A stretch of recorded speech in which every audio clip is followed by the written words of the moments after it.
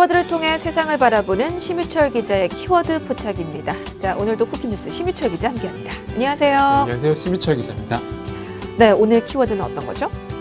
네, 오늘 제가 제시할 키워드는 오락가락 미혼모 정책입니다.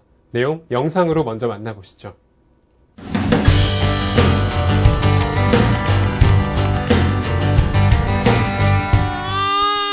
서울 관악구에 있는 베이비박스. 그곳에 버려진 영아는 2015년에만 200명이 넘습니다.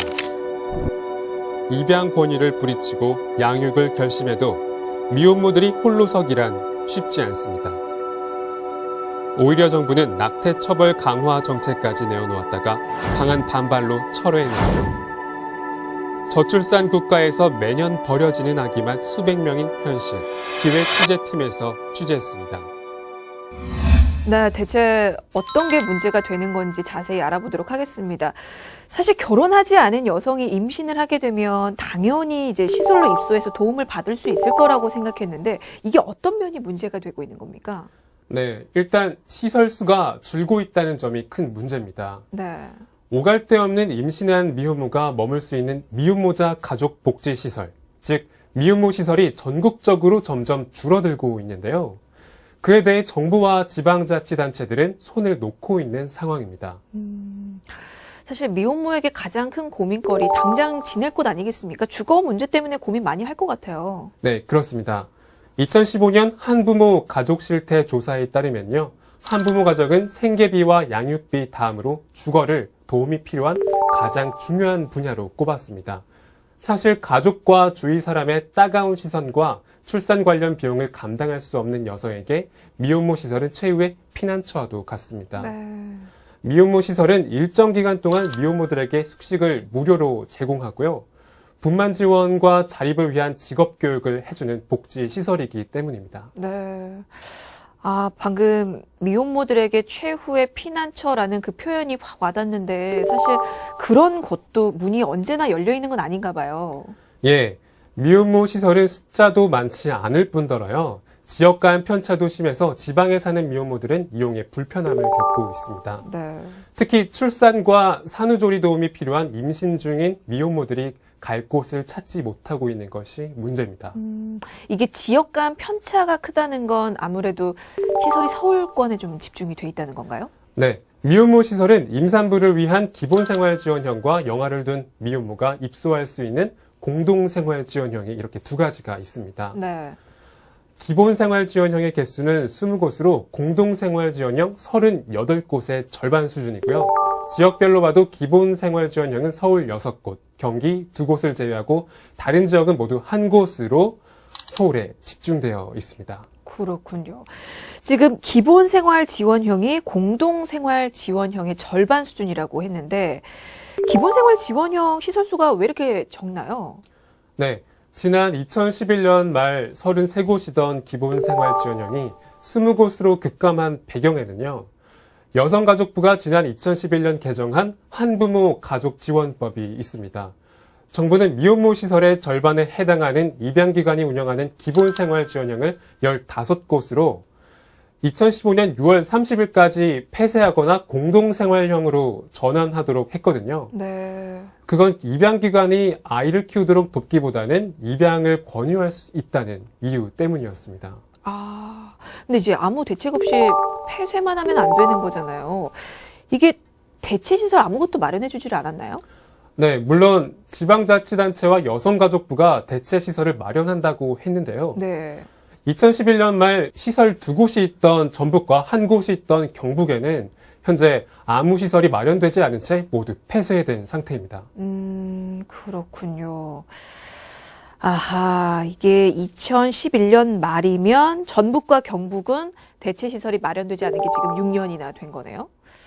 근데 시간이 왜 이렇게 오래 걸릴까요? 사실 마련할 예정이 있기는 한 건지 지자체나 뭐 정부 부처 입장도 궁금하네요. 전북도청 복지여성보건국 여성청소년과 관계자는 시와 사회복지법인이 논의 중이라고 하고요. 아무래도 시군이 예산을 지원하기 때문에 신중을 기해야 한다는 입장으로 밝혔습니다. 네. 또 여성가족부 관계자는 국가보조금이 들어가는 사업인데 무조건 수만 늘릴 수 없다는 입장입니다. 지자체의 미혼모 시설을 운영할 만한 능력이 되는 운영법인을 계속 찾아달라고 요청을 하고 있는데 요건을 충족하는 법인을 찾기 어렵다고 합니다. 핑계만 대면서 서로 미루고만 있네요. 그리고 미혼모 시설이 있으면 이게 누구나 입소할 수 있는 겁니까? 아니면 이게 입소 대상자 선정이 따로 있는 건가요, 기준이? 예, 그 기준은요. 임신 중이거나 출산 후 미혼모들이 이용할 수 있습니다. 네. 거기에는 또 문제가 있는데요. 이혼 경력이 있는 미혼모들이 정책의 사각지대에 방치되어 있습니다. 한부모 가족지원법 19조에서는 미혼모 시설 입소 대상자를 미혼, 즉 결혼하지 않은 여성으로 한정짓고 있기 때문인데요. 결국 이혼이나 사별을 한 뒤 아이를 가진 여성은 미혼모지만 미혼모 시설에 들어갈 수 없습니다. 그러니까 결혼을 한 번이라도 했던 여성은 이게 시설 입소 대상에 해당이 안 되는군요. 근데 사실 그런 생각은 좀 들어요. 우리가 흔히 생각하는 미혼모 하면 1, 20대, 좀 어린, 결혼 한 번도 해본 적이 없는 그런 여성들을 생각을 하는데 실상은 그렇지 않은가 보네요. 예, 그렇지 않습니다. 나이가 좀 더 있고 결혼 경력도 있는 여성들도 많습니다. 네. 실제로 첫째가 있는데 이혼하고 둘째가 미혼모 자녀인 여성들이 미혼모 시설에 서류를 접수했지만 거절당하는 사례도 많았습니다. 아유, 이게 직장 잡기도 전에 임신과 출산을 겪은 미혼모들이 아이와 둘이 지낼 곳을 구하는 것도 사실 쉽지가 않습니다. 이게 당장 집 구할 돈은 있을지 모르겠네요. 네, 그렇습니다. 당장 비싼 월세를 마련하느라 제대로 된 취업 훈련이나 교육은 엄두도 못하고 있는 상황인데요. 네. 실제로 미혼모 양육 및 자립 실태 조사 결과에 따르면 미혼모 46%가 부채를 안고 있었습니다. 그리고 월 평균 총소득은 78만 5천 원에 불과했는데요. 아이 아버지로부터 양육비를 지원받는 경우도 4.7%에 그쳤습니다. 그것밖에 안 되나요? 그러면 이제 시설 입소하는 것 말고 다른 방법으로 주거 문제를 해결해 줄 수 있는 정책은 없습니까? 네, 있습니다. 저소득 한부모에게 시세보다 30%에서 40% 저렴하게 집을 빌려주는 LH 매입 임대주택 제도가 있긴 한데요. 입주는 하늘의 별 따기입니다. 여성가족부도 지난 2014년부터 월 10만 원에서 20만 원 내로 2년간 거주할 수 있는 매입 임대주택 사업을 하고 있지만 현재 공급된 집은 민관 협력까지 합해도 170여 가구밖에 되지 않습니다. 네. 주거 문제도 이제 문제인데 사실 경제적인 지원은 또 얼마나 되고 있는지도 궁금합니다. 이건 어떻게 이루어지고 있습니까? 네, 정부로부터 받는 경제적인 지원은요, 아동 양육비 월 10만 원에서 15만 원.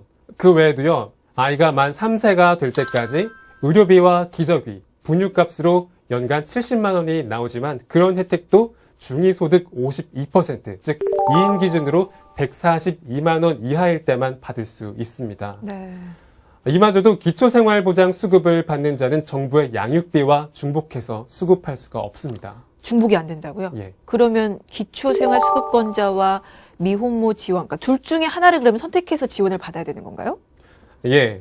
그런데 여기서도 문제는 기초수급자가 의료보험 등 한부모 가족 지원법에서 지원하는 것보다 혜택이 더 많다고 알려져 있습니다. 그래서 미혼모들이 경제활동을 통해서 수입원을 얻지 않고 차라리 기초수급자에 머물러 있으려고 하는 경우가 많았습니다. 네.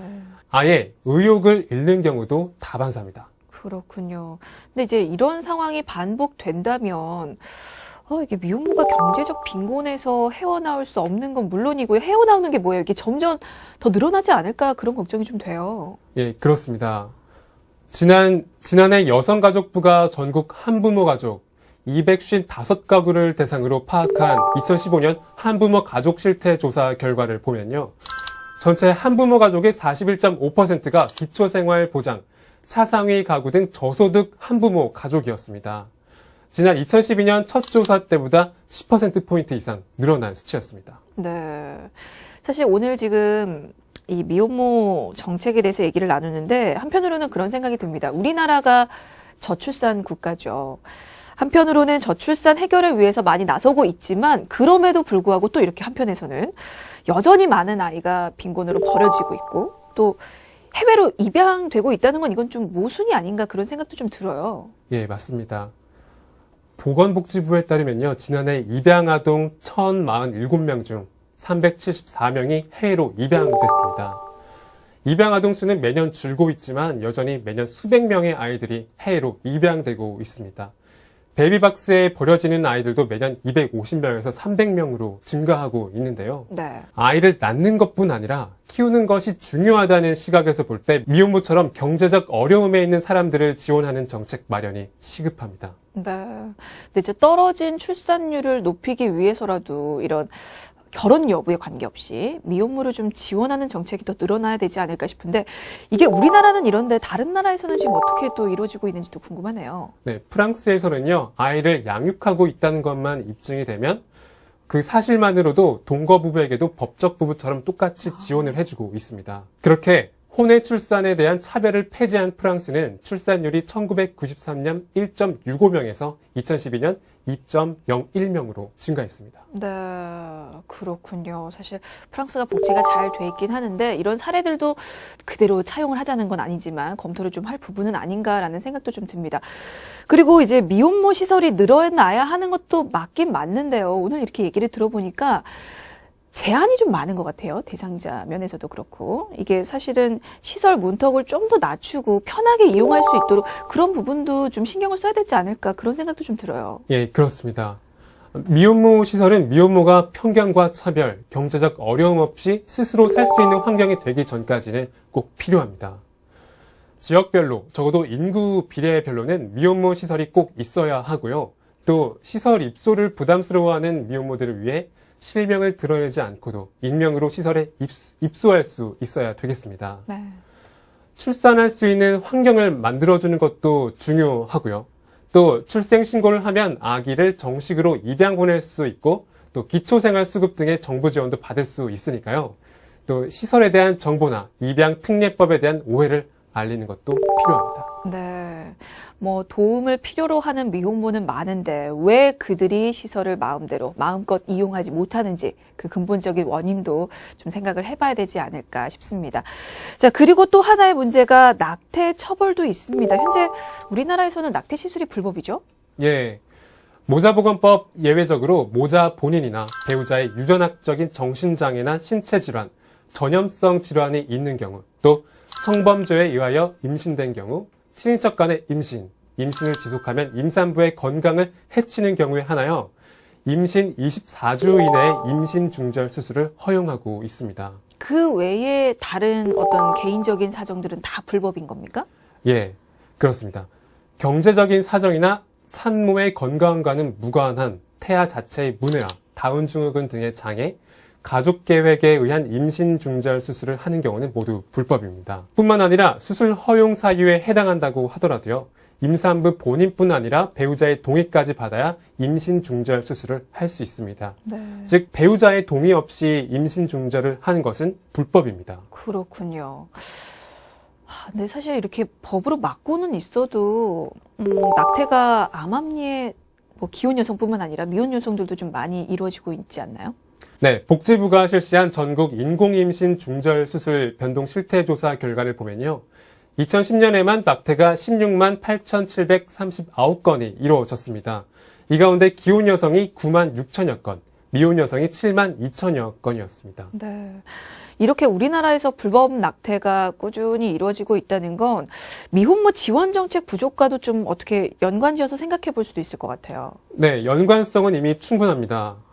낙태에 대한 비판을 하기 전에 아기를 낳아도 걱정 없는 사회적 환경을 만들어주는 게 먼저라고 생각되는데요. 네. 실제로 편견이나 차별이 없고 충분한 지원이 있다면 아이를 낳아서 기르겠다고 말하는 미혼모도 많았습니다.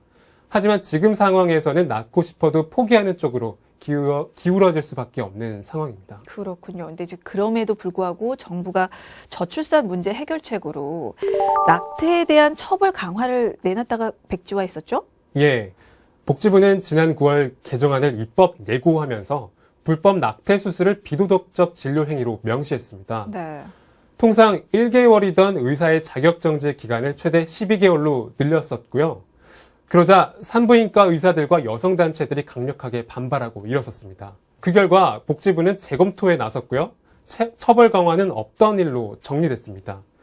수정안은 불법 낙태 수술을 형법 위반 행위로 표현을 바꿨고 자격 정지 기간 역시 현행과 같은 1개월로 다시 유지했습니다. 근데 이제 낙태 처벌을 강화해서 출산율을 끌어올리겠다는 그 생각이 너무 단순한 게 아닌가 싶어요. 일단은 지원부터 늘려야 되는 거 아닙니까?